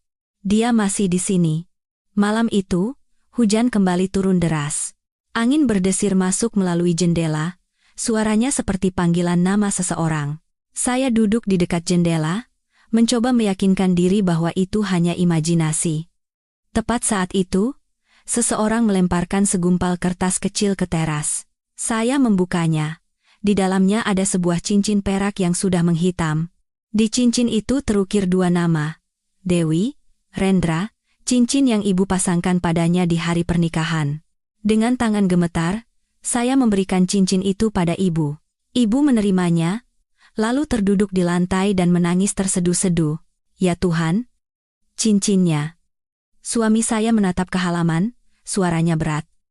Dia tidak berniat menyakiti siapapun lagi. Dia hanya ingin memberitahu ibu bahwa dia masih hidup. Ibu berkata dengan suara tercekat, "Kalau begitu, aku ingin menemuinya, sekali saja. Siapapun dia, apapun yang telah dia lakukan padaku, dia tetap anakku." 2 hari kemudian, orang-orang menemukan sebuah gubuk kecil di hutan pinus, sekitar 1 kilometer dari pemakaman. Di dalamnya ada selimut, makanan kering, dan sebuah buku catatan. Di halaman pertama tertulis, "Aku terus mengawasi ibu. Aku tidak bisa menunjukkan diri karena aku bukan lagi manusia biasa." Di halaman terakhir, hanya ada 1 baris tulisan gemetar yang basah oleh air mata. "Di hari ibu memaafkan diri sendiri, barulah aku bisa tenang." Saat polisi membawa buku catatan itu, ibu mertua hanya memeluknya di dada tanpa berkata apa-apa. Semalaman, ibu duduk di teras, menatap hutan pinus yang gelap gulita. Saya tahu, jauh di lubuk hatinya, ibu percaya bahwa Rendra masih ada di suatu tempat. Masih berputar-putar di sekitar rumah, masih mengawasi ibu dari kejauhan, seperti seorang anak yang tidak pernah sepenuhnya merasakan kasih sayang. Dan malam itu, saat saya baru saja menutup pintu kamar, angin dingin berhembus, membuat lampu meja berkedip lalu padam. Di luar, terdengar suara langkah kaki ringan di atas ubin basah, sangat pelan, dan sangat dekat. Saya menoleh keluar jendela. Di tengah kegelapan pekat, sesosok bayangan kurus dengan pakaian lusuh berdiri diam di bawah pohon beringin, menatap ke arah rumah ini. Keesokan paginya, seluruh desa gempar setelah desas-desus menyebar bahwa seseorang melihat Rendra di hutan pinus di belakang pemakaman. Dia berjalan terpincang-pincang, mengenakan topi usang, dan menyeret sebuah karung kecil. Karena takut, tidak ada yang berani mendekat. Kabar itu menyebar seperti api, dan petugas dari polsek datang ke rumah kami. Saya, suami, dan ibu mertua, semuanya dimintai keterangan. Ibu berkata dengan sangat tenang, "Jika itu benar-benar anak saya, tolong jangan sakiti dia. Saya ingin bertemu dengan anak saya." Petugas itu mengangguk. "Kami akan berusaha menyelesaikannya dengan baik. Tetapi jika dia melawan, Kami harap keluarga bisa mengerti. Ibu hanya menundukkan kepala. Anak itu sudah pernah mati sekali. Sekarang, saya hanya ingin memberinya kesempatan untuk hidup dengan layak. Sore harinya, saya dan suami ikut masuk ke hutan bersama tim pencari. Hutan pinus itu lebat, dan daun-daun kering tebal di bawah kaki kami. Udara yang lembab, bau tanah yang apek, dan bau karat yang terbawa angin membuat punggung kami merinding. Saat kami tiba di gubuk yang ditemukan polisi, tempat itu sudah kosong. Karungnya telah hilang, hanya tersisa beberapa bercak darah kering dan potongan kertas yang setengah terbakar di tungku. Tidak ada jalan untuk mundur lagi. Sebelum mereka menemukanku, aku harus menyelesaikan semuanya. Bulu kuduk saya berdiri, saya menoleh ke suami. Apa yang akan dia lakukan? Suami saya terdiam dengan tatapan berat. Mungkin dia mau balas dendam pada seseorang. Tapi pada siapa? Ibu dan kita bukan sasarannya.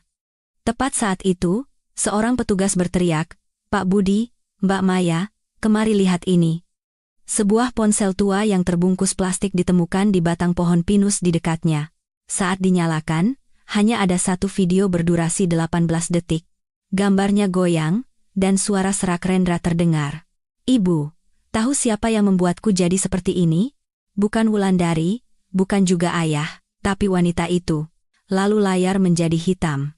Wajah wanita itu yang dia maksud tidak terlihat. Saya kehilangan kata-kata. Siapa wanita itu? Suami saya menatap saya dengan bingung. "Mungkinkah, Ibu?" Saya menggeleng. "Bukan."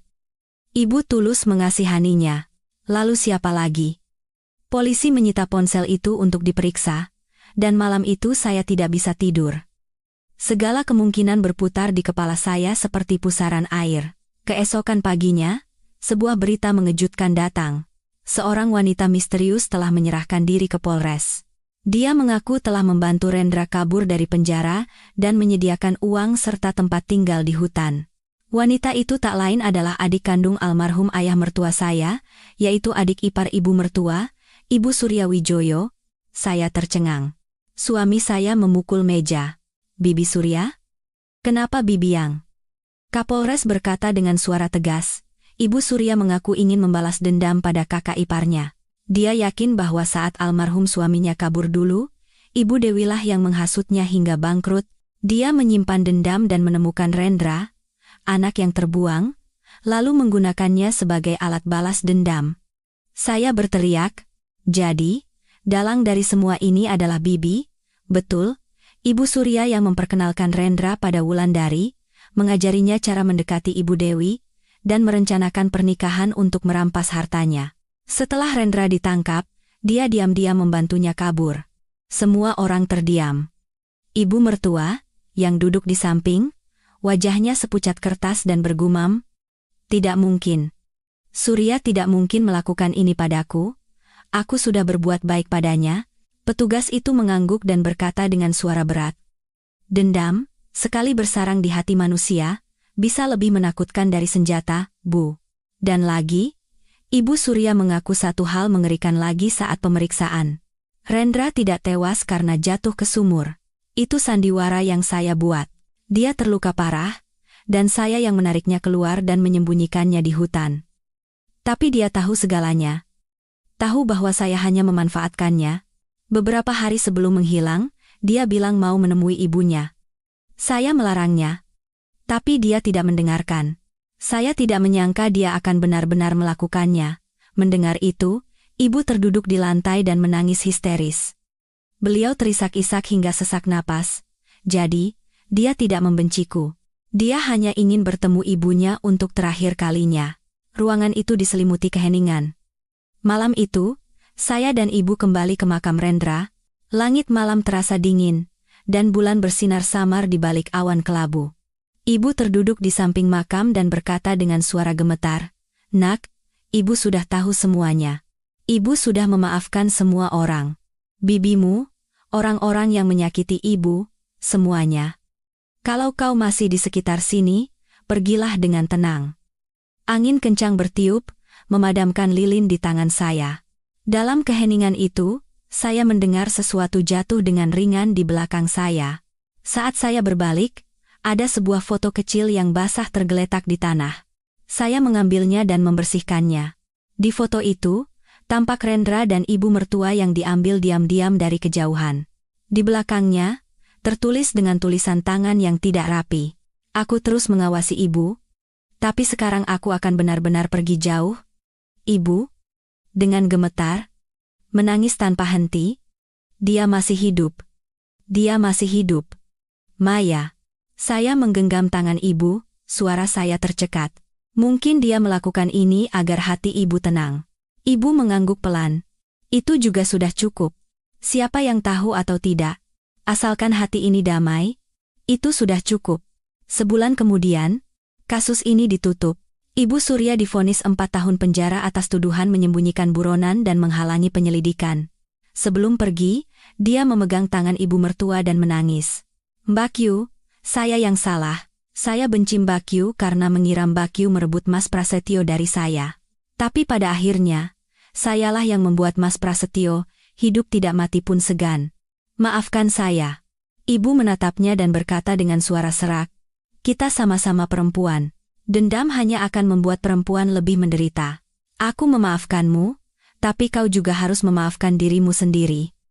Kehidupan perlahan kembali normal, tetapi setiap malam saya melihat ibu duduk di dekat jendela, menatap jauh ke arah hutan pinus. Suatu kali saya bertanya, ibu masih memikirkan Rendra? Ibu tersenyum samar. Matanya tampak menerawang. Tidak, aku tidak memikirkannya lagi. Aku hanya merasa lega karena tahu dia masih hidup di suatu tempat. Dia pasti bukan lagi anak yang tersesat seperti dulu. Lalu beliau menoleh ke arah saya dan berkata dengan lembut, setiap orang punya sisi gelap. Nduk, tapi jika ada seseorang yang memaafkan kita, kegelapan itu akan perlahan memudar. Saya menggenggam tangan ibu. Perasaan aneh muncul di hati saya.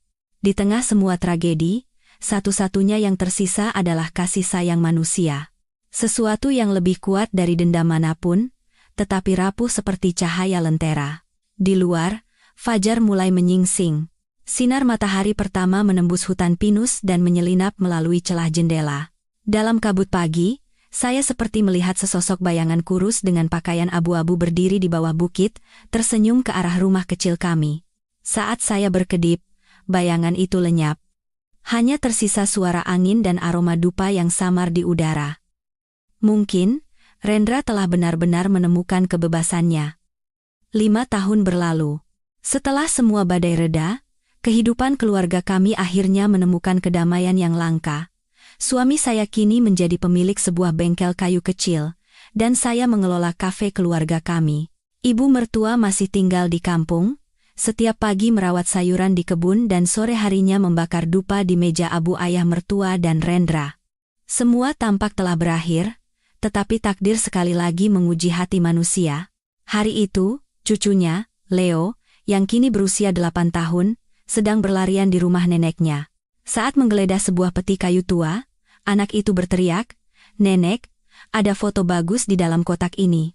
Ibu, mengira itu hanya foto lama, tersenyum ramah, "Kalau begitu, bawa ke sini, tunjukkan pada nenek." Anak itu dengan gembira membawa sebuah kotak kayu kecil yang usang dengan ukiran yang indah. Ibu langsung mengenali kotak itu sebagai peninggalan Rendra dari gubuknya di hutan. Setelah kasus ditutup, polisi mengembalikannya, tetapi karena dianggap sebagai barang peninggalan, ibu tidak pernah membukanya. Dengan tangan gemetar, ibu membuka tutupnya. Di dalamnya, selain beberapa lembar kertas tua dan sebuah cincin perak yang sudah usang, ada sebuah foto seorang wanita muda yang menggendong bayi. Di belakang foto itu tertulis, Bali, 2018, ibu dan anak menunggu ayah. Ibu membeku di tempat. Suaranya gemetar dan tercekat. "Ya Tuhan, siapa ini?" Saya dan suami bergegas datang setelah mendengar kabar itu. Melihat foto itu, suami saya kehilangan kata-kata. Orang ini tidak asing. Coba lihat baik-baik. Saya melihat lebih dekat, dan wanita di foto itu adalah Anjani, seorang gadis yang pernah bekerja sebentar di bengkel kayu suami saya 6 tahun lalu. Waktu itu dia bilang kampungnya di Bali, pendiam, tidak banyak bicara, dan setelah bekerja hanya 3 bulan, dia tiba-tiba berhenti tanpa meninggalkan alamat. Saya ingat Anjani pernah berkata dia punya kekasih yang dipenjara secara tidak adil, dan dia terus menunggunya. Waktu itu saya tidak terlalu memikirkannya. Tetapi sekarang semua kepingan teka-teki itu menyatu. Orang itu adalah Rendra. Ibu mertua tercengang. Jadi, dia punya istri dan anak? Saya mengangguk pelan. Mungkin, Bu.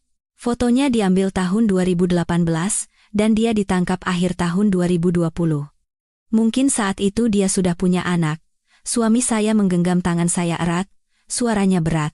Kalau ini benar, berarti di suatu tempat di dunia ini ada satu lagi darah daging kita. Udara di ruangan terasa berat, dan angin yang masuk melalui celah pintu membuat lilin di meja abu bergoyang. Ibu terduduk di kursi dan menangis tanpa henti. Ya Tuhan, kenapa hidupnya begitu tragis? Seumur hidup dibuang, dan tidak ada yang tahu dia punya anak. Keesokan paginya, kami sekeluarga memutuskan pergi ke Bali untuk mencari keberadaan wanita di foto itu. Berkat foto itu, kami bisa mendapat bantuan polisi setempat. Setelah hampir 2 hari, mereka memberitakan bahwa seorang wanita bernama Anjani pernah tinggal menyewa di sebuah desa hingga 3 tahun lalu pergi meninggalkan anaknya yang berusia 4 tahun pada pemilik rumah. Saya bertanya dengan suara gemetar, anak itu, apa masih hidup? Masih. Tapi sekarang tidak ada yang tahu siapa orang tua kandungnya. Kami segera bergegas ke rumah kos lama itu. Pemiliknya, seorang ibu yang baik hati. Dulu, Anjani itu anak yang baik. Dia membesarkan anaknya sendirian. Katanya, ayahnya kerja jauh dan tidak bisa pulang. Suatu hari, setelah menerima telepon, dia menangis terseduh-seduh, lalu bilang mau mencari suaminya. Dia menitipkan anaknya pada saya, dan sejak itu tidak ada kabar lagi. Saya bertanya, anak itu sekarang di mana? Ibu itu menunjuk seorang anak laki-laki berusia sekitar 8 tahun yang sedang bermain dengan kucing di halaman. Sekarang saya panggil Tio. Saya yang membesarkannya sejak kecil. Ibu mendekat dan menatap wajah anak itu lekat-lekat. Mata yang besar, sudut bibir yang sedikit terangkat, hidung yang mancung, sangat mirip dengan Rendra. Ibu gemetar dan menangis. Ya Tuhan, benar. Tenggorokan saya juga tercekat. Suami saya bingung. Apa? Kita harus membawanya? Ibu menyeka air matanya. Jangan terburu-buru, kita harus memastikannya. Kami meminta bantuan polisi untuk melakukan tes DNA secara diam-diam. 3 hari kemudian, hasilnya keluar. Probabilitas hubungan darah antara ibu mertua dan Tio adalah 99,9%. Tak seorang pun bisa berkata-kata. Ibu terduduk, memegang tangan anak itu, dan terisak. Nak, Tuhan masih mengasihaniku. Dia tidak memutus garis keturunannya. Anak itu menatap ibu dengan polos dan bertanya, Nenek siapa? Ibu menyeka air matanya dan tersenyum. Nenek, keluargamu nak. Ibu pemilik kos juga matanya memerah. Anak ini baik sekali. Bagi saya yang tidak punya anak, dia sudah seperti anak sendiri. Tapi jika nenek benar keluarganya, saya senang sekali Tio akhirnya punya keluarga yang sesungguhnya. Ibu memeluk ibu itu dan menangis tanpa henti. Terima kasih sudah membesarkannya. Mulai sekarang, biarkan saya yang membalas kebaikan ibu. Malam itu, kami sekeluarga duduk mengelilingi anak itu. Leo dan Tio, cepat akrab, mereka tertawa dan bermain bersama. Tetapi dari mata ibu, saya melihat kesedihan di samping kebahagiaan. Senyumnya persis seperti ayahnya, Maya. Tapi tatapan matanya, sedih seperti ayahnya dulu. Saya menggenggam tangan ibu. Ibu, jangan khawatir. Saya akan membesarkan anak ini seperti anak saya sendiri. Ibu mengangguk pelan. Kebaikanmu ini tidak akan pernah ibu lupakan seumur hidup. Tetapi saat semua orang sedang terhanyut dalam perasaan, ibu pemilik kos tiba-tiba berkata, Oh, saya hampir lupa. Beberapa bulan ini, ada seseorang yang rutin mengirimkan uang untuk biaya hidup Tio. Namanya tidak disebutkan, hanya tertulis dari teman anak ini. Ruangan itu hening. Suami saya bertanya dengan cepat, apa ibu masih menyimpan amplopnya? Iya, ini. Di atas amplop itu, ada tulisan tangan yang tidak rapi dan terburu-buru. Aku masih hidup. Tolong jaga anakku baik-baik. Jangan dicari. Saya kehilangan kata-kata. Ibu gemetar memegang surat itu. Tangannya mengepal begitu erat hingga surat itu kusut. Tidak mungkin. Rendra masih hidup. Suami saya menatap saya. Matanya kosong. Mungkin. Dia tidak pernah pergi. Saya teringat angin yang berdesir masuk melalui celah pintu, lampu yang berkedip-kedip, bayangan yang samar-samar di teras. Sekarang, semua terasa seperti lingkaran yang tertutup. Dia tidak pernah berniat menyakiti siapapun. Dia hanya mengawasi dan melindungi dari kejauhan.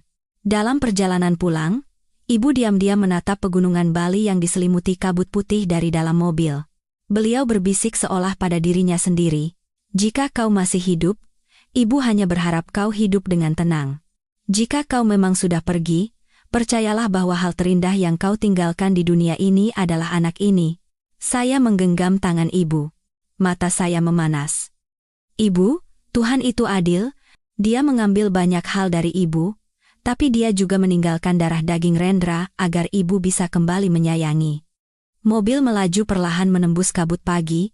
Jauh di seberang jendela yang terbuka, terlihat seorang pria dengan pakaian abu-abu berdiri di atas bukit, memegang seikat bunga krisan putih, diam-diam mengikuti mobil dengan pandangannya. Ibu juga menoleh keluar jendela dan berbisik, "Itu kau, Rendra?" Tidak ada jawaban. Hanya suara angin yang berdesir melalui celah pintu, tetapi di dalam hati, saya tahu. Di suatu tempat, dia masih mengawasi dan melindungi orang-orang yang pernah ia sayangi.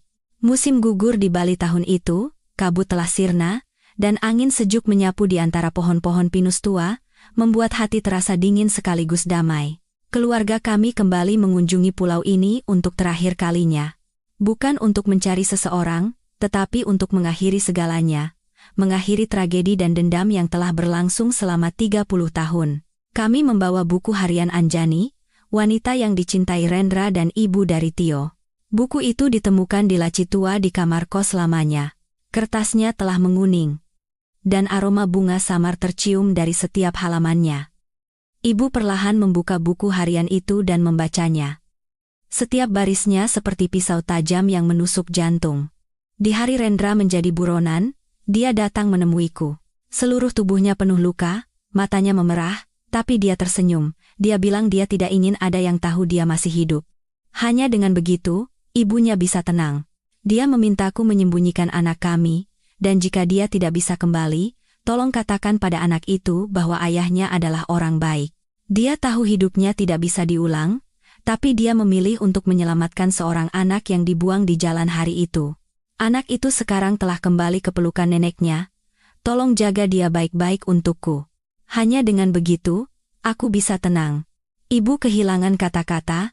Ternyata, anak yang diselamatkan Rendra adalah Tio. Anak yang Tuhan kirimkan untuk menebus dosa ayahnya. Semua yang Rendra lakukan, pergi, bersembunyi, dan mengawasi dari jauh, bukan untuk lari dari dosa, tetapi untuk melindungi anaknya, ibunya, dan bahkan orang-orang yang telah menyakitinya. Saya menggenggam tangan ibu dan berbisik, "Ibu lihat, kan? Rendra tidak pernah menjadi orang jahat. Dia hanya terlahir di tengah kesalahan orang dewasa dan mencoba menebus utang itu dengan sisa hidupnya." Ibu mengangguk. Air matanya mengalir tanpa suara. Pandangan ibu tertuju pada lembah yang diselimuti kabut. Di sana, bunga krisan putih kesukaan Rendra sedang mekar. Dia pernah bilang, kalau ada kehidupan selanjutnya, dia ingin hidup tenang dengan menanam bunga dan menjadi orang baik. Mungkin, sekarang keinginannya sudah terkabul. Suami saya diam-diam membakar dupa di depan sebuah makam kecil di atas bukit. Di nisannya, tidak ada nama, hanya tertulis kalimat sederhana. Seorang yang tersesat, tetapi tahu jalan pulang. Kami berdiri di sana untuk waktu yang lama. Ibu menangkupkan kedua tangannya dan berkata dengan suara tercekat, "Pergilah dengan tenang. Aku sudah memaafkan, dan aku juga sudah belajar memaafkan diriku sendiri. Tidak ada manusia yang tidak pernah berbuat salah di dunia ini. Asalkan tahu jalan pulang, itu sudah cukup." Angin bertiup, menerbangkan asap dupa ke langit dan menghilang di dalam kabut. Semua dendam dan penderitaan, seolah ikut terhanyut bersama asap tipis itu. Setelah kembali ke kampung, kehidupan terus berjalan, tetapi tidak lagi terasa berat. Tio tinggal bersama kami, tumbuh menjadi anak yang baik dan penurut. Anak itu sering bertanya, "Nenek, ayahku orang seperti apa?" Ibu hanya tersenyum ramah. "Ayahmu adalah orang yang pernah berbuat salah, tapi punya keberanian untuk memperbaikinya. Karena itu, nenek bangga padanya." Setiap kali mendengar itu, mata anak itu berbinar. Anak itu sering meletakkan bunga krisan putih di vas, dan duduk diam di samping meja abu, membisikkan sesuatu yang hanya bisa didengar oleh dirinya sendiri dan orang-orang di alam sana. Saya sadar, pengampunan bukanlah tentang melupakan, melainkan cara untuk terus hidup tanpa memikul beban masa lalu. Ibu mertua saya, yang telah menderita begitu lama, akhirnya menemukan kedamaian. Setiap pagi, beliau minum teh, mendengarkan kicauan burung, dan melihat kedua cucunya bermain di halaman. Senyum di bibir ibu, kini sehangat mentari. Suami saya terkadang masih merenung, memikirkan Rendra, mungkin di dalam hatinya masih ada rasa bersalah sebagai seorang kakak yang tidak mengenali darah dagingnya. Tetapi dia tidak lagi menghindar. Sebaliknya, dia mengajari anak-anaknya untuk tidak menilai seseorang hanya dari masa lalunya. Karena terkadang, orang yang pernah berbuat salah adalah orang yang paling mengerti arti kebaikan. Suatu sore di akhir tahun, ibu berkata pada saya, "Ibu ingin pergi ke Bali sekali lagi, meletakkan seikat krisan putih di bukit itu." Ibu percaya Rendra akan mendengarnya. Saya mengangguk. Perjalanan kali ini bukan untuk mengenang, melainkan untuk memberi titik pada semua yang telah menyakitkan. Di atas bukit yang berangin, ibu terduduk, dengan tenang meletakkan seikat bunga di makam dan berbisik, "Nak, semua dendam dalam hidup, ibu sudah berakhir. Sisa waktu ini akan ibu habiskan dengan menyayangi." Angin kencang bertiup, menerbangkan kelopak bunga yang berkilauan di bawah sinar senja. Di dalam cahaya itu, saya seperti melihat sesosok bayangan kurus dengan pakaian abu-abu berdiri di kejauhan, tersenyum ramah. Saya tidak lagi merasa takut, hati saya seringan bulu. Mungkin, dia bukan lagi bayangan gelap dari masa lalu, melainkan jiwa yang telah menemukan kebebasannya. Bali tahun itu terasa sangat hangat. Seluruh bukit dipenuhi bunga krisan putih, seperti ucapan selamat tinggal, juga seperti kata maaf. Saya berdiri di samping ibu dan berbisik, "Ibu, semua sudah berakhir." Ibu mengangguk, suaranya bergetar. "Iya, sudah berakhir, tapi tidak akan terlupakan. Tidak bisa dilupakan. Hanya saja, sekarang jika teringat, tidak lagi terasa sakit." Kami meninggalkan bukit saat matahari terbenam. Sinar terakhir mewarnai jalan kecil menuju desa dengan cahaya keemasan. Suara lonceng kuil dari kejauhan terdengar jernih terbawa angin. Ibu menoleh ke belakang untuk terakhir kalinya, diam-diam menangkupkan kedua tangan dan berdoa. "Rendra, beristirahatlah dengan tenang. Semua sudah damai." Awan di atas langit tersibak, menampakkan cahaya lembut seperti senyum orang yang telah tiada. Dan untuk pertama kalinya setelah bertahun-tahun, saya melihat ibu tersenyum tulus. Senyum seseorang yang akhirnya menemukan kedamaian setelah melewati begitu banyak badai. Jika cerita hari ini memberikan gema yang mendalam di hati Anda, silakan berlangganan saluran pilihan takdir, berikan suka, dan tinggalkan pemikiran Anda di kolom komentar. Setiap partisipasi berharga dari para pemirsa akan menjadi kekuatan besar bagi kami untuk terus menyajikan kisah-kisah kehidupan yang lebih dalam dan manusiawi.